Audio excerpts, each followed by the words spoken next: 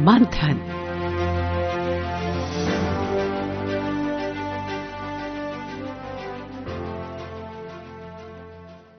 ये आकाशवाणी है। प्रस्तुत है कार्यक्रम मंथन। इसके अंतर्गत सुनिए प्रधानमंत्री आवास योजना से बदलती शहरी आवास की तस्वीर पर चर्चा। इसमें भाग ले रहे हैं नीति आयोग के पूर्व सदस्य किरीट एस पारेख। कार्यक्रम का संचालन कर रहे हैं आकाशवाणी संवाददाता निखिल कुमार।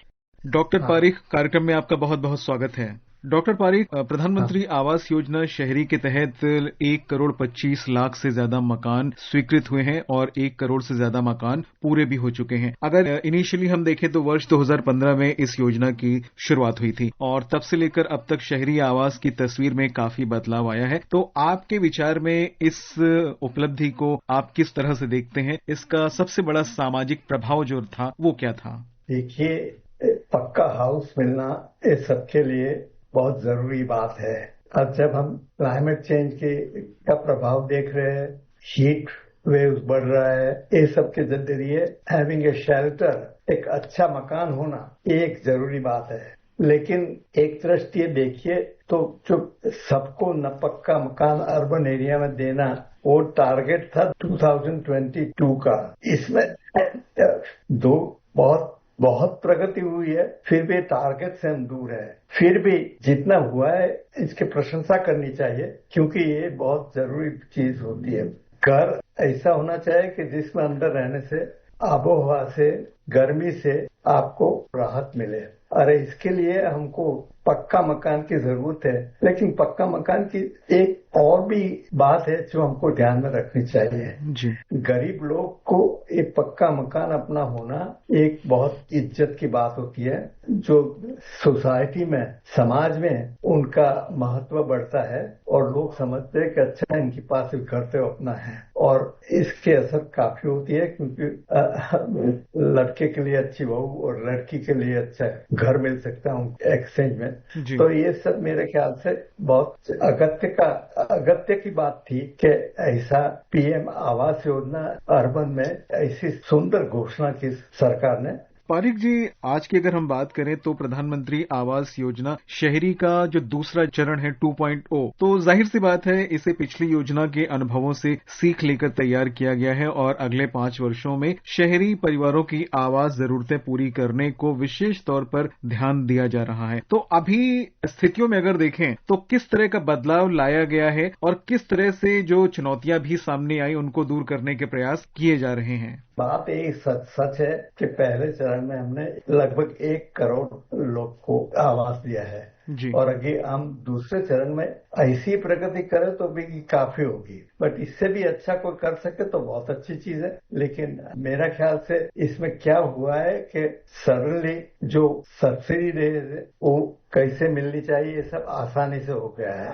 तो पहले से इससे ब्यूरोक्रेसी इसकी कम हुई है, यानी इसकी जरूर असर होगी कि कभी लोग को पहले से एप्लीकेशन किया लेकिन उनको मिला नहीं, लेकिन आज बहुत सा अप्रूवल हो गया है और काफी कंस्ट्रक्शन भी कंप्लीट किया गया है। तो अगत्य की चीज ये है कि बस हम ये प्रोग्राम जारी रखें जब तक पूरा ध्येय हासिल न हुए, और ध्येय हासिल करने के लिए जितने ताकत, जोर और पैसे लगाना चाहिए। पारेख जी, अभी जो 6 अगस्त को बैठक हुई जिसमें केंद्रीय स्वीकृति और निगरानी समिति की बैठक हुई थी, इसमें 2 लाख से अधिक नए मकानों को मंजूरी दी गई है और ये भी कहा गया कि 1,42,000 मकान लाभार्थी आधारित निर्माण और 67,000 से अधिक मकान जो है वो साझेदारी में किफायती आवास के तहत बनाए जा रहे हैं। तो ये जो 2 मॉडल रखे गए हैं, तो इनका लाभ किस तरह के परिवारों को मिलता है, और जिन परिवारों के पास अपनी जमीन है या फिर अपनी जमीन जिनके पास नहीं है, उनके लिए क्या ऑप्शन हो सकते हैं इन योजनाओं से?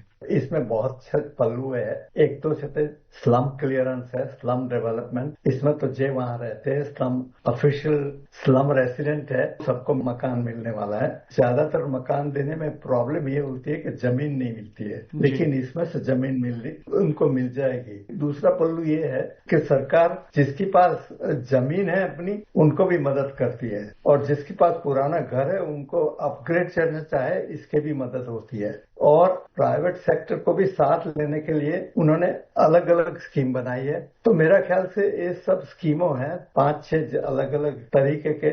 इससे not only EWS is economically backward section, but also middle और upper middle को भी फायदा होगा। एंड इसका जरूरी है क्योंकि इकोनॉमिकली बैकवर्ड सेक्शन की बात करें, जिसको हमको मदद करते हैं वो धीरे धीरे उनके साथ जो दूसरे को मदद नहीं होती है, इसके ऊपर वाले थोड़े, तो इनको होता है कि ये सब गलत हो रहा है, ये सब हमको क्यों नहीं। मेरा ख्याल से जरा कॉम्प्रहेंसिव विचार करके प्रोग्राम बनाया गया है।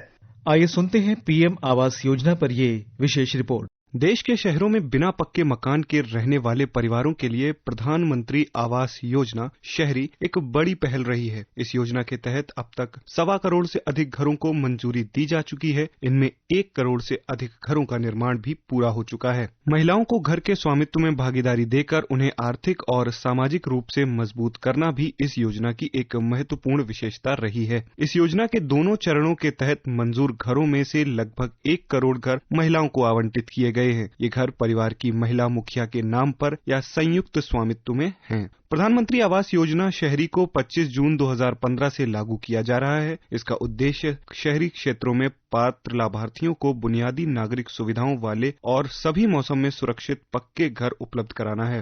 योजना के दौरान मिले अनुभवों के आधार पर इसे आगे बढ़ाते हुए 1 सितंबर 2024 से प्रधानमंत्री आवास योजना शहरी 2.0 शुरू की गई। प्रधानमंत्री आवास योजना शहरी के दूसरे चरण को 4 श्रेणियों के माध्यम से लागू किया जा रहा है। इनमें लाभार्थी द्वारा निर्माण, साझेदारी में आवास निर्माण, किफायती किराए का आवास और ब्याज सब्सिडी योजना शामिल है। बीते सप्ताह 6 अगस्त 2026 को नई दिल्ली में केंद्रीय स्वीकृति और निगरानी समिति की 8वीं बैठक हुई। बैठक में विभिन्न राज्यों में आर्थिक रूप से कमजोर वर्ग के परिवारों के लिए 2.09 लाख से अधिक घरों को मंजूरी दी गई। इनमें लगभग 1.42 लाख घर लाभार्थी द्वारा निर्माण श्रेणी के तहत हैं। इस श्रेणी में लाभार्थियों को अपनी जमीन पर पक्का मकान बनाने के लिए 2.5 लाख रुपए तक वित्तीय सहायता दी जाती है। वहीं 67,045 घर साझेदारी में आवास निर्माण श्रेणी के तहत हैं। इसमें राज्य और केंद्र शासित प्रदेशों के साथ साझेदारी में सार्वजनिक और निजी एजेंसियां किफायती आवास परियोजनाएं विकसित करती हैं और पात्र लाभार्थियों को घर उपलब्ध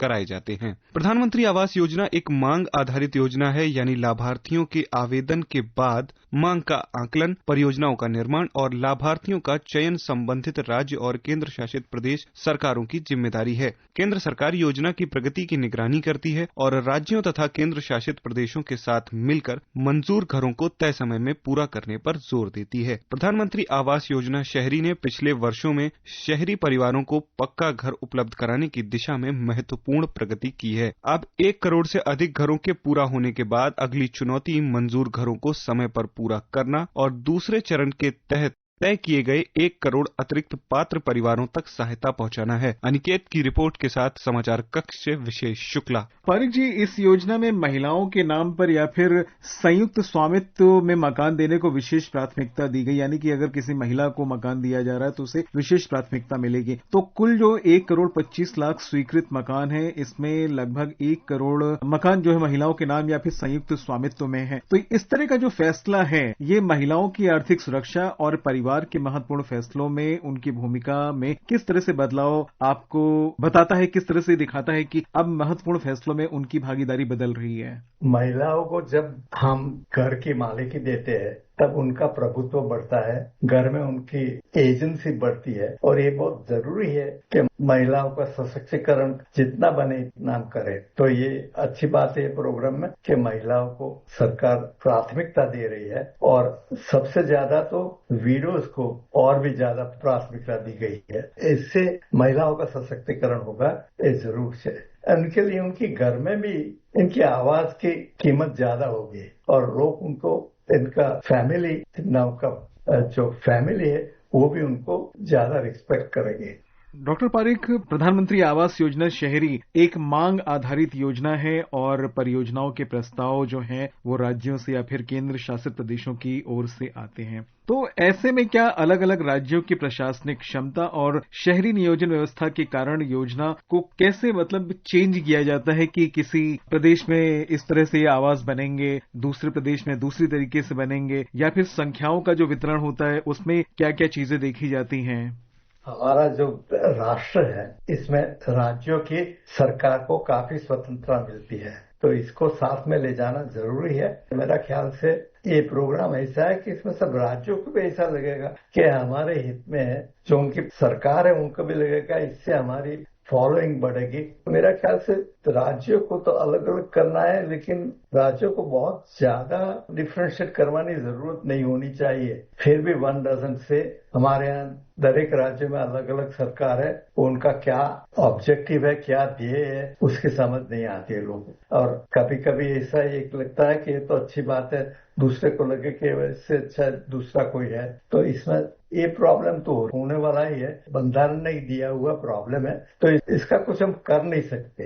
लेकिन राज्यों के साथ बातचीत करके प्रोग्राम को मठारित कर सकते हैं कि कैसे करा जाए, कैसे दिया जाए। जितना बने इतना ज्यादा राज्य इसमें न पूर्ण योगदान दे। जी डॉक्टर पारेख, पिछले वर्ष के आंकड़ों की बात हम करें तो प्रधानमंत्री आवास योजना शहरी के तहत 1,18,00,000 से अधिक मकान स्वीकृत हुए, जिसमें से करीब 88 लाख से अधिक मकान पूरे हुए हैं और इनमें 8 लाख करोड़ रुपए से अधिक का कुल निवेश हुआ था। तो अगर रोजगार के नजरिए से देखें तो इतने बड़े निर्माण कार्यक्रम का क्या महत्व है, और जाहिर सी बात है इसमें निर्माण सामग्री की भी काफी मांग होती है, तो स्थानीय अर्थव्यवस्था पर इसका क्या असर पड़ा और लोगों के लिए किस तरह रोजगार के अवसर उपलब्ध हुए? ये काफी लगता है, फिर भी हमको देश में कितना कंस्ट्रक्शन, कितना बांधकाम हो रहा है, इसके हिसाब से इसको देना चाहिए। इससे सर्टनली थोड़ी बढ़त होती है, बिकॉज कंस्ट्रक्शन सेक्टर है वो सबसे ज्यादा लेबर इंटेंसिव सेक्टर है, कब से ज्यादा अनस्किल्ड लेबरर को एम्प्लॉय करता है। तो इसीलिए ये प्रोग्राम से, घर बांधने से सबका फायदा होता है, और खास करके वो अनस्किल्ड लेबर हो उनका। जी, और सरकार का लगातार लक्ष्य ये रहा है कि सरकार ने इन योजनाओं के साथ में जल जीवन मिशन को जोड़ा है, स्वच्छ भारत मिशन को जोड़ा है, सौर ऊर्जा की बात करते हैं तो उसके लिए भी काम किए जा रहे हैं। बिजली जो पहले एक बड़ी समस्या मानी जाती थी, आज उस दिशा में इतना काम हो रहा है कि घर पर ही लोग अपना सौर पैनल लगा करके अपनी बिजली बना सकते हैं, और साथ ही अगर एक्स्ट्रा बिजली का उत्पादन होता है उसे बेच भी सकते हैं। तो इस तरह की जो योजनाओं के साथ तालमेल किया जा रहा है, इनसे नागरिकों के जीवन में कैसा बदलाव आ रहा है? पहले हमने आवास योजना बनाई थी, और आज की आवास योजना में ये जो बदलाव आया है अलग अलग प्रोग्राम का लिए, स्वच्छता मिशन 95% से भी ज्यादा घरों में आजकल बिजली पहुंची है, तो इससे बहुत फर्क हुआ है। इसलिए लोगों का बस क्या होना चाहिए, क्या करना चाहिए, इसकी अपेक्षाओं बढ़ गई है। पारिक जी, सरकार की तरफ से जो सहायता प्रदान की जाती है उसमें सब्सिडी भी उपलब्ध कराई जाती है लोगों को, ताकि वो अपने खुद का मकान जल्दी से जल्दी बना सकें। तो लोग इन चीजों का फायदा कैसे उठा सकते हैं? ये अलग चीज है कि बिल्कुल फ्री मकान देने की वजह सबको कहा है कि बस हम तो सब्सिडी देंगे, इंटरेस्ट सब्सिडी देते हैं। तो इससे क्या होता है कि लोग आसानी से थोड़ा लोन अपने आप लेते हैं, और उसको फिर मेरा मकान है, मैंने इसका पैसा दिया है, ये सब भाव से उनकी आत्मविश्वास बढ़ता है, सेल्फ इवैल्यूएशन भी बढ़ता है। मेरा ख्याल से काफी असर होती है सबके ऊपर। बट अच्छी बात यह है कि जो प्रोग्राम है इसमें फाइनेंशियल एड सबको मिलती है, लेकिन इसको थोड़ा अपना इन्वेस्टमेंट के साथ जोड़ी हुई है, ये मेरा ख्याल से अच्छी चीज है। क्योंकि खाली पूरी फ्री बिल्डिंग देने से क्या होता है कि लोगों के बस सरकार पर निर्भरता बढ़ती जाती है, और इससे पोते अपने आप जो प्रयत्न करना चाहिए करने से कम होता है। ये अच्छी बात है कि सरकार सभी बहुत सी तरीके से मकान में सहायता देती है फाइनेंशियल, लेकिन ये एक अच्छी बात है कि पूरा नहीं, only partial aid is given.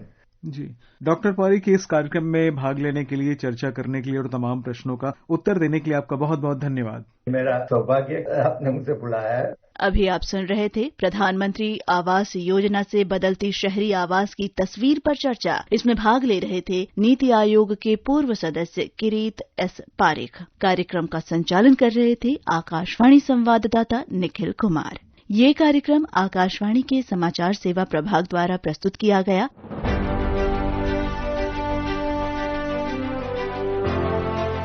मंथन।